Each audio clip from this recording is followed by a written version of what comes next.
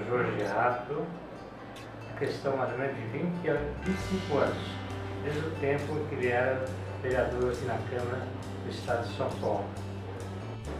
Aí daí surgiu a amizade, né? Sempre admirei o trabalho dele, né?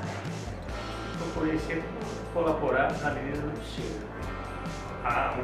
Uma excelente pessoa, nada tem a reclamar. Eu acho um cara trabalhador, procura fazer todo o possível. Acredito, como deputado, acredito, né?